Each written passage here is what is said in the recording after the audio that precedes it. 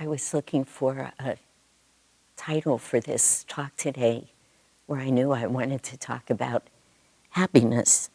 I don't know how many of you have seen any of the books in this series called The Wisdom of Yogananda series.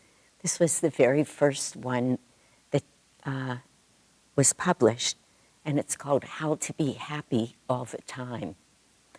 But later I felt that was a little too much of a mouthful maybe, so I would just call it Finding Happiness.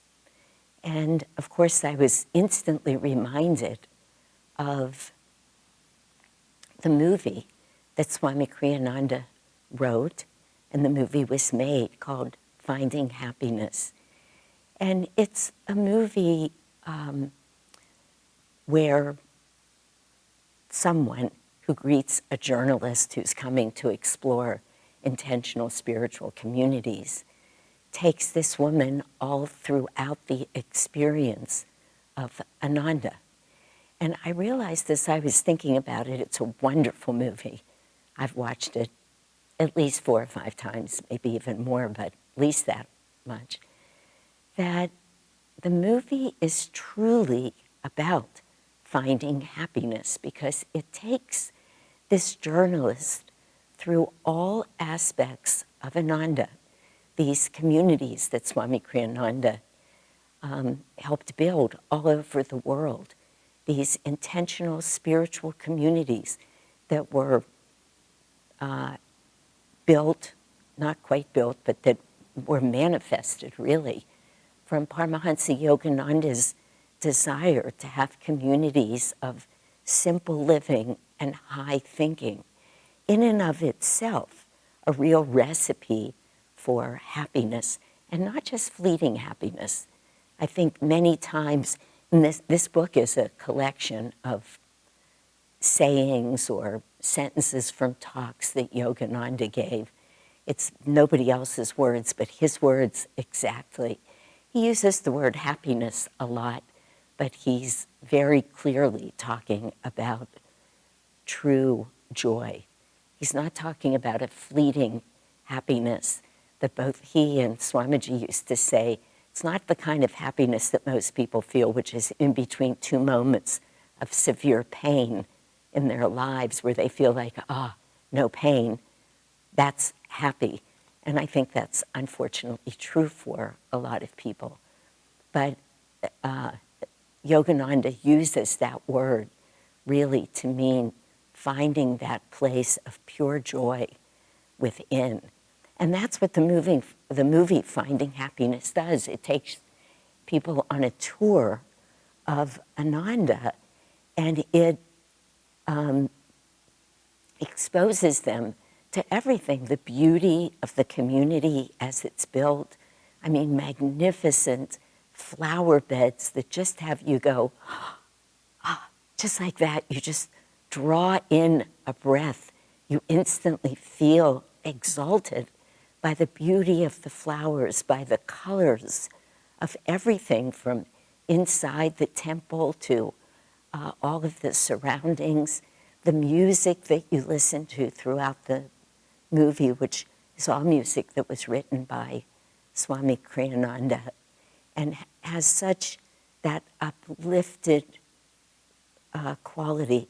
It's a vibrational energy in the music that just lifts your energy up.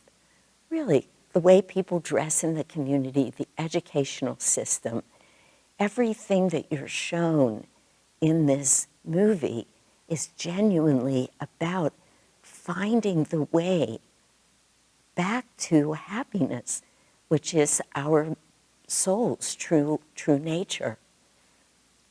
But as we read so often, as we hear so often, we are in this human condition so often looking outside of ourselves rather than turning around 180 degrees and just coming inside where true happiness lies.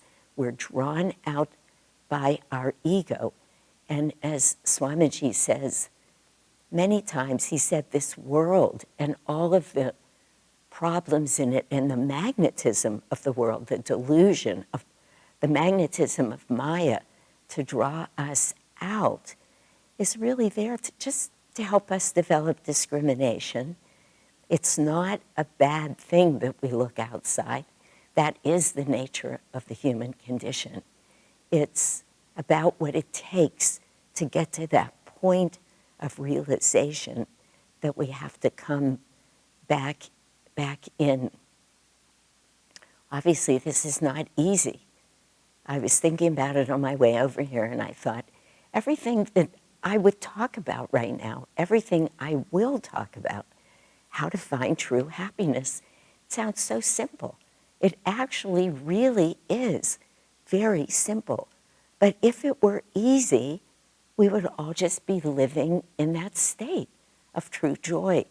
Clearly, these habit patterns that we develop life after life and that we bring back in with us, they're deep.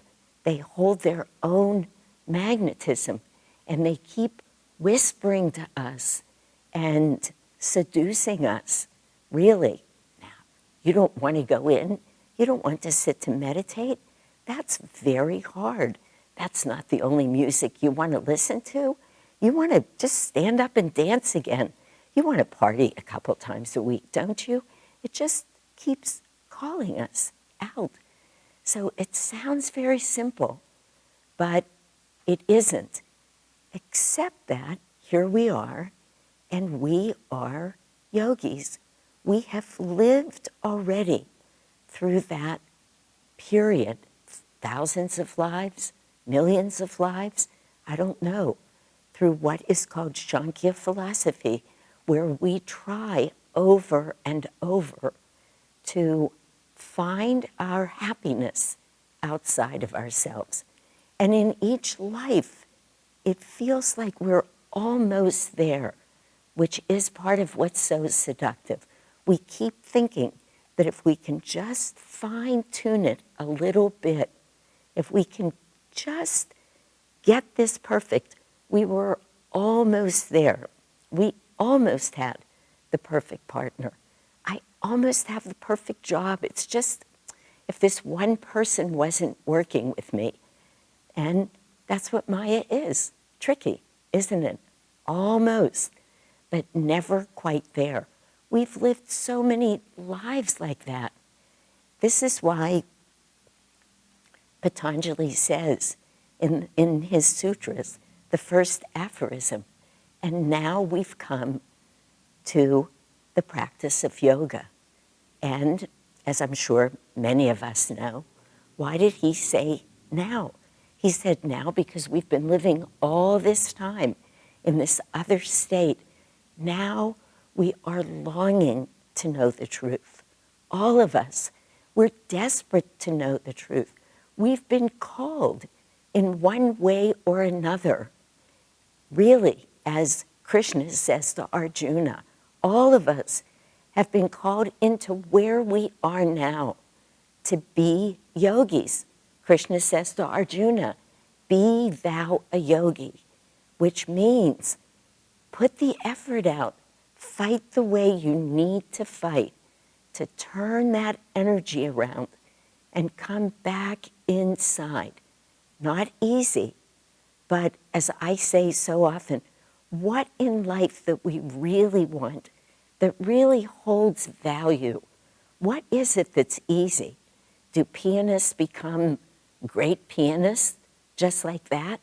Most of them spend hours and hours every day practicing. Great artists, great athletes, great scholars. Even in life, what we want that's of value takes effort and willpower, never mind our own spiritual well-being. I remember many years ago when Swamiji wrote Material Success Through Yogic Principles, it was the first time, excuse me, that I heard this story that he tells of the Musk Deer. And apparently it really is true that there are deers who grow that which becomes, or release that which becomes this beautiful fragrance that so many of us are drawn to in a pouch.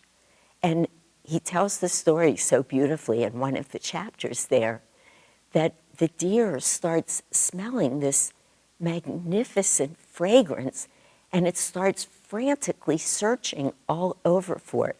He says there, I don't know if it's true, but he says there are musk deers who get so frantic that they wind up literally throwing themselves over hills and killing themselves in an effort to find this fragrance when all the while it was just right inside of itself. So this is such a beautiful lesson for us about at least where we need to look. We have to remember that happiness is a mental attitude and it needs to be developed. One of the sayings in this book that I've heard before from Yogananda that I love so much, he says very simply, if you want to be sad, no one in this world can make you happy. If you choose to be happy, nothing and no one in this world can make you sad. Isn't that beautiful? I know it to be true because perhaps many of us have, but as a physician and as a spiritual counselor, how many times in my life, never mind, I should bring it home to myself, how many times have I said, look how simple it would be. Shanti, don't get sidetracked by that. Look at everything in life as coming to you from God. Understand that every single thing you're being handed is the perfect gift for you to find happiness. Everything. Not just the beautiful things, not just the good things, not just the successes, not just the job that's right or the relationship that works. Everything. You know, this is in many ways a silly example, and in many ways not. This past weekend, this was Easter weekend, I had it fully in my mind that I would be continuously celebrating the joy of the message that Christ came to bring. That's where my mind was going into the weekend. And on Saturday, and I'm going to spare you all of the details, but I am telling you exactly the truth. I spent from 9 to 5:30, 8.5 hours. It was actually 8 hours and 40 minutes to the minute on the phone with either on hold or with 6 different technicians trying to get my cell phone fixed. 8 hours and 40 minutes. That's a very long time. It is not necessarily dwelling in Christ consciousness. But many times, by the way, just so you know, in case you would all wonder, at 5:40 when it ended, I did not have a cell phone yet. So it wasn't even like, stay centered, Shanti, stay clear, and all will be well. No, it wasn't. But so many times throughout the day, I would look at my altar and I would say to myself, you have a choice. You're going to have this same experience one way or another. Will you be irritated? Will you yell at the next tech? Will you hang up on somebody? Will you march into an office on Monday and let them know how terrible their service was? Or will you decide to stay centered and just keep looking at your altar and saying to Master and to Swamiji, to all the masters, I understand this must be happening for some reason. It was not quite clear to me, I have to say, but to remember that any situation we find ourselves in is the perfect situation for the moment. So at least I could say, instead of having 8 hours and 40 minutes of agony, I really was just fine. I was just fine. I would take my phone in and prepare a delicious lunch for my partner and I. I would say to him, do you mind holding the phone for 15 minutes while I grab a shower? He said, really? Yeah, really. If they pick up, you get me out. Like that. Like one way or another, we go through life. We have a choice to make, and the choice is always ours. I want to read to you, just to make sure I get it right. You know, we have there was a woman, a dear friend to many of us, whose name is Maria. She died some years ago at Ananda, and she died of a metastatic cancer. And at one point, her husband, Devarshi, was wheeling her into a radiology suite to have a CAT scan of her brain. She stopped right at the door, and she looked up at him, and she had already told him that she knew that this was her tumor that had reoccurred in her brain. And it was pretty clear to both of them from the way it presented that it was most likely going to be an untreatable tumor. She was saintly, as is he. And she stopped and she looked up at him and she said to him, detach yourself. Control the reactive process. Live the teachings, which is the perfect formula for finding happiness. Detach yourself from what you think in the world is bringing you all the joy, meaning all of the love he had for her, all of the decades they had shared together. Control the reactive process. Don't let your emotions rule you now. Very hard for all of us. And in fact, I'll interrupt myself for a moment to say the very first question we have to ask ourselves about being on this path of finding happiness is, do we really want it at that cost, controlling the reactive process? Or are we still just a little attached to that excitement, to the ups and downs, to how great it feels when it's great, and we forget how miserable it feels when we come crashing down? But we have to ask ourselves that. Are we really ready to be searching, to detach ourselves, to control the reactive process, and to live the teachings? To me, I think Jyotish and Devi said this in one of their blogs years ago, but it really says it. If we read those 3 phrases that Maria shared with Devarshi, we can see that as our spiritual path. Our purpose here, the only purpose of life, is to find God. And along the way, we are given many opportunities to find the discrimination, to make the choice.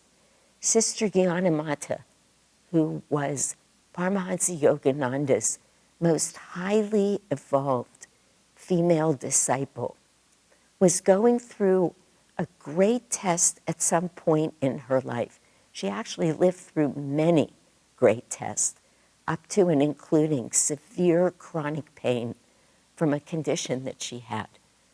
And she said that when she went to pray about this test, she says, it came to me, meaning from God, from Master, that God did not want me to be relieved from the test.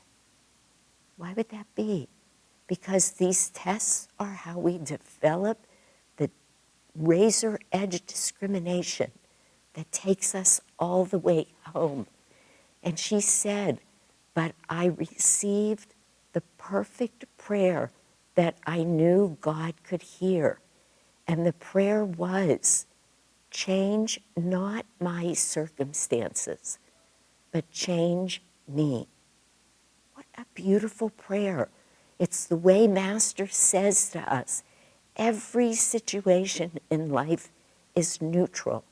It's how we respond to it, how we react to it, that makes it appear good or bad. Nothing is inherently good or bad. Watch two people, any two people, go through exactly the same situation. One of them greets it as if it's the worst thing in the world that could happen, and the next one will greet it with calm acceptance and joy. That's because situations are neutral.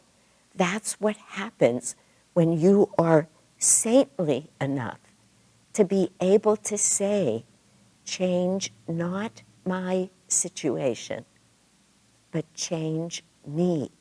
If we mean that as our prayer, then we move through life feeling everything that happens is beautiful and perfect. There's one other short story that I'll tell that, again, I know many of us have heard, but it's so exquisitely beautiful. It speaks to the devotee child in each of us. There was a saint in India once who went into town for the day. And when he was coming out of town, he was a great saint. Many of the kids in the town started teasing him, tormenting him, throwing rocks at him. He laughed, but these were big rocks that they were throwing. He just laughed. He laughed all the way back to his ashram. And when he got there, his devotee said, Master, what happened to you? And he said, oh, the children in town were so delightful. They just wanted to play with me, so they were throwing some stones my way. That's what he saw. When you live in that state, when you choose to see that everything that's coming to you is the perfect gift, then everything that's coming to you becomes the perfect gift. Now again, I know the words just sound so easy, and of course it's not. I want to say to you that in this book, there are chapters that Master calls Happiness Thieves, Learn to Behave Yourself, Simplicity. Each chapter, he doesn't call them, whoever edited the book did. But in it, under those categories, they have found the most beautiful suggestions of practices. How do we avoid the happiness thief? How do we learn to behave ourselves? Which is what Sri Yukteswar used to say to his disciples. Learn to behave yourself. What does that mean? Or practice simplicity. What does that mean? If you read that simple little book, in each chapter, there are, right from Master's mouth, in all of his teachings, with all of the love of this great saint who has discovered and lived in pure happiness, and in a language that we can understand, he shows us exactly, take this little practice, try being non-judgmental, try not gossiping for a day or for two. There are things that are that simple. And if we just take them and learn to live by them, one after another, they just add up until we too are experiencing that pure joy. I will finish this by reading to you right near the end in a chapter called Finding God is the Greatest Happiness, because of course that's what this is all about.